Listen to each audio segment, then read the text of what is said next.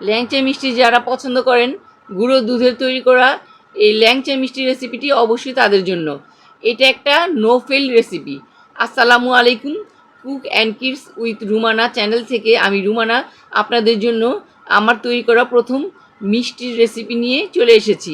আজ আমি আপনাদের ল্যাংচা মিষ্টি তৈরি করে দেখাবো। নো ফেল ল্যাংচা রেসিপি। এই রেসিপিতে যে কেউ সহজে তৈরি করে নিতে পারবেন ল্যাংচা মিষ্টি। প্রথমে আমি মিষ্টির জন্য নিয়েছি 1.5 টেবিল চামচ সুজি। মেপে 1.5 টেবিল চামচ পানি দিয়ে সুজিটা ভালোভাবে মিশিয়ে ভিজিয়ে রাখবো। এক সাইডে আমি এই মিশ্রণটা রেখে দিচ্ছি। একটা বাটিতে নিয়ে নিচ্ছি ফুল ক্রিম গুঁড়ো দুধ। আমি এখানে মেজারমেন্ট কাপের 1.5 কাপ গুঁড়ো দুধ নিচ্ছি। আর এর মধ্যে দিয়ে দিচ্ছি 1.5 টেবিল চামচ ময়দা। আপনার উপকরণগুলো ঠিকঠাক মতো দিবেন, তাহলেই মিষ্টি সুন্দর হবে। হাফ চা চামচ দিয়ে দিচ্ছি বেকিং পাউডার। এখন শুকনো উপকরণগুলো ভালোভাবে মিশিয়ে নিচ্ছি। এর মধ্যে দিয়ে দিব 1.5 টেবিল চামচ ঘি। আমি এখানে ঘিটা ভালো দেওয়ার চেষ্টা করবেন। 1.5 টেবিল চামচ ঘি দিয়ে দিচ্ছি। এখন ঘি দিয়েও আমি এই উপকরণগুলোকে একটু মেখে নিব। 1.5 টেবিল চামচ ঘি দিয়ে দিলাম। এখন আলতো হাতে সুন্দরভাবে আমি মিশ্রণগুলো মিশিয়ে নিচ্ছি। আর আমি ভিজিয়ে যে রেখেছিলাম সুজি, ওই সুজিটাও এখন আমি দিয়ে দিব। সুজিটা কিন্তু ফুলে গেছে অনেকটাই। এখন এই সুজিটা দিয়েও আমি সব উপকরণ একসাথে ভালোভাবে মেখে নিব। সুজিটা দেওয়া হয়ে গেছে, দেখুন আবারও আমি ভালোভাবে মেখে নিচ্ছি। সুন্দরভাবে কিন্তু মাখতে হবে সব উপকরণ। আর এখন এটা মাখা হয়ে গেলে এই উপকরণগুলোও আমি এক সাইডে রেখে দিব। এখন আমি 2টা ডিম নিয়ে নিয়েছি। এটা নর্মাল টেম্পারেচারে 2টা ডিম আমি ভালোভাবে সুন্দরভাবে কাঁটা চামচ দিয়ে ফেটিয়ে দিচ্ছি। ডিমটা কিন্তু ভালোভাবেই ফেটাতে হবে, সুন্দরভাবে যাতে সাদা অংশ আর কুসুম মিশে যায়, এই দিকটা ভালোভাবে খেয়াল রাখতে হবে। দেখুন সুন্দরভাবে কিন্তু আমি কাঁটা চামচ দিয়ে ঘুরিয়ে ঘুরিয়ে মিশিয়ে নিচ্ছি। আমার ডিম ফেটানো হয়ে গেছে। এখন সবগুলো উপকরণ কিন্তু একসাথে ঢালবো না, অল্প অল্প করে ঢালবো আর আমি ভালোভাবে মেখে নিব। দেখুন আমি সব উপকরণ দিইনি, 2টা ডিমের মধ্যে আমার এতটুকু বেঁচে আছে। একসাথে দিয়ে দিলে ডোটা নরম হয়ে যাওয়ার সম্ভাবনা থাকে, সেই জন্য অল্প অল্প দিয়েই আপনাকে ডোটা তৈরি করে নিতে হবে। সুন্দরভাবে আলতো হাতে আমি ডোটা মিশিয়ে নিচ্ছি। এই অবস্থায় কিন্তু কিছুটা চিটচিটে ভাব আছে। এটা কিন্তু যখন সেট হয়ে যাবে তখন কিন্তু এই চিটচিটে ভাবটা থাকবে না। দেখুন আমার ডোটা কিন্তু মাখানো হয়ে গেছে। এখন আমি এটা রেখে দিয়ে হাতটা ভালোভাবে পরিষ্কার করে নিব। আর সেই সাথে আমি চুলার মধ্যে তেলটাও বসিয়ে দিব। দেখুন আমি হাত থেকে ভালোভাবে সবগুলো নিয়ে নিয়েছি উপকরণ। আর এখানে ফ্রাই প্যানে আমি তেল বসিয়ে দিয়েছি। তেলটা দিয়ে দিচ্ছি পরিমাণ মতোই। আমি মিষ্টিগুলোকে ডুবো তেলে ভাজবো, সেই অনুযায়ী আমাকে তেলটা দিয়ে দিতে হবে। আর এখানে কুসুম গরমভাবে আমি অল্প আঁচে বসিয়ে দিয়েছি তেলটা। আর হাতে এখানে ঘি মেখে নিচ্ছি। ঘিটা মেখে নেবেন আপনারা, তেল দিতে যাবেন না, এর মধ্যে ঘিটাই দিতে হবে।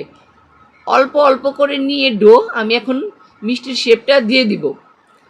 আর মিষ্টির শেপটা দেওয়ার ক্ষেত্রে আপনাদেরকে একটু বুঝে শুনে দিতে হবে, কারণ ডিমটা এই উপকরণটা কিন্তু যা আছে যখন মিষ্টিটা হবে তখন কিন্তু ফুলে কিন্তু অনেকটাই বড় হয়ে যাবে। সেজন্য আপনাকে বুঝে শুনেই ডোটা নিতে হবে। দেখুন আমি অল্পই নিয়েছি আর এইভাবে ল্যাংচা মিষ্টির আকার করে নিচ্ছি।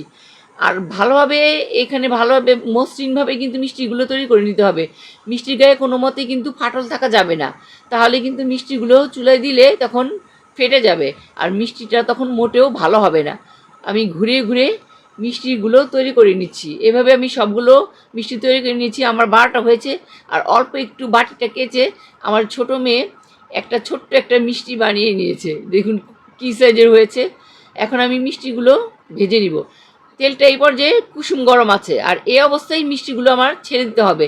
তেলটা কোনো মতেই আঁচটা বাড়িয়ে দেওয়া এখন যাবে না।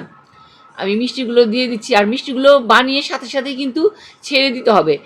বানিয়ে রেখে দিলে তাহলে কিন্তু মিষ্টির গায়ে ফাটল দেখা দিতে পারে, সেজন্য মিষ্টি বানানোর সাথে সাথেই তেলে ছেড়ে দিতে হবে।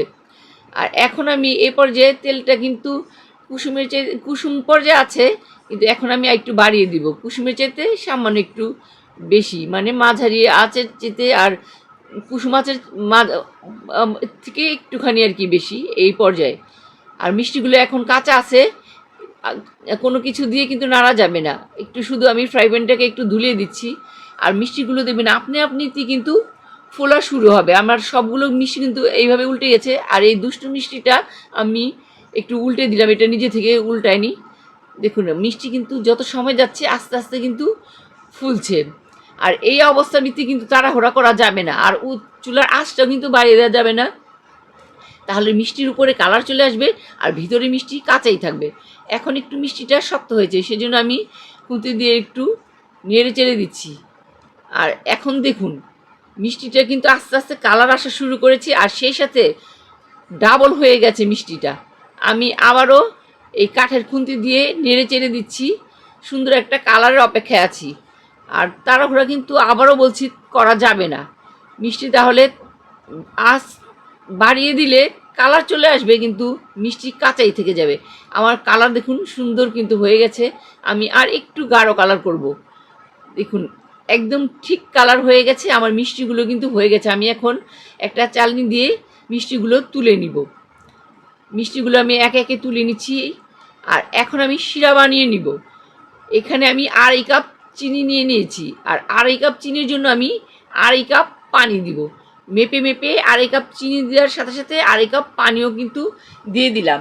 এখন আমি এই ফ্রাই প্যানটার মধ্যে আরও দিয়ে দিলাম 2টো এলাচ। এলাচের মুখটা একটু ফেটে দিচ্ছি, কারণ তাহলে সুন্দরভাবে এলাচের সুঘ্রাণটা শিরার মধ্যে আসবে। আর দিয়ে দিলাম সামান্য জর্দা রং।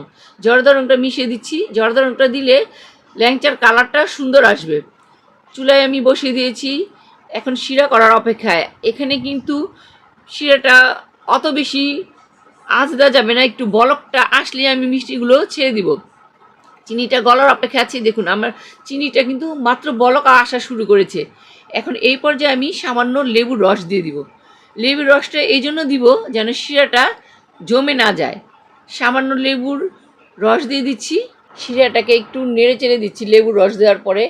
এখন আমি ছেড়ে দিব মিষ্টিগুলো এই অবস্থায় কিন্তু কুসুম গরম আছে, আপনারা গরম মিষ্টি ছাড়তে যাবেন না। আর মিষ্টিগুলো কিন্তু এখন একটু শক্ত মনে হলেও যখন শিরা দেওয়া হবে তখন কিন্তু ফুলে ঠিকই নরম হয়ে যাবে। এই জিনিসটা খেয়াল করতে হবে। আমার মিষ্টি দেওয়া শেষ, আর চুলার আঁচ এই অবস্থায় মাঝারি পর্যায়ে আছে। ঢাকনা দিয়ে ঢেকে দিচ্ছি 15 মিনিটের জন্য। আর দেখুন ফ্রাই প্যানের মধ্যে যে একটা ছিদ্র আছে, এই ছিদ্রটা কিন্তু অবশ্যই বন্ধ করে দিতে হবে। 15 মিনিটের জন্য আমি মিষ্টি টাচ করব, এর মধ্যে কিন্তু ঢাকনা কোনো মতেই খোলা যাবে না। আর এখন আমি 10 মিনিট পরে একটু আবার চুলাটা একটু ফ্রাই প্যানের হাতলটা ধরে একটু নেড়ে চেড়ে দিচ্ছি। চুলার আঁচ কিন্তু কোনো বাড়ানো কমানো যাবে না। আর মিষ্টিগুলো দেখুন ঢাকনার উপর থেকে দেখা যাচ্ছে মিষ্টিগুলো কিন্তু ফুলে ডাবল হয়ে গেছে। আর একটু নেড়ে চেড়ে দিলাম, আর 15 মিনিট পরে আমি চুলার আঁচটা বন্ধ করে দিব। আমার 15 মিনিট হয়ে গেছে, চুলার আঁচ আমি এখন বন্ধ করে দিব। সারা রাতের জন্য মিষ্টিটা ঢেকে রাখবো, ঢাকনা কিন্তু খোলা যাবে না। সকালে আমি পরিবেশন করছি। দেখুন কত সুন্দরভাবে আমার মিষ্টিগুলো হয়ে গেছে। আমি একটা ছুরির সাহায্যে কেটেও দেখিয়ে দিচ্ছি কতটা ভিতরে রসালো হয়েছে। দেখুন কেটে দেখিয়ে দিলাম কতটা রস হয়েছে, আর এতটাই পারফেক্ট হয়েছে। মিষ্টিগুলো দেখতে কতটা লোভনীয় লাগছে। তো বন্ধুরা আজকে আমার এই সহজ নো ফিল ল্যাংচা রেসিপিটি আপনাদের কেমন লেগেছে? নিশ্চয়ই ভালো লেগেছে। তাহলে অবশ্যই সাবস্ক্রাইব, লাইক, কমেন্ট এবং শেয়ার করে দিবেন। আবার নতুন নতুন কোনো রেসিপি নিয়ে আপনাদের সামনে চলে আসব। আজ এই পর্যন্তই। সবাই ভালো থাকবেন, সুস্থ থাকবেন। আল্লাহ হাফেজ। আমার প্রাণপ্রিয় বন্ধুদের জন্য রইল আমার তৈরি করা আরও 2টো রেসিপি।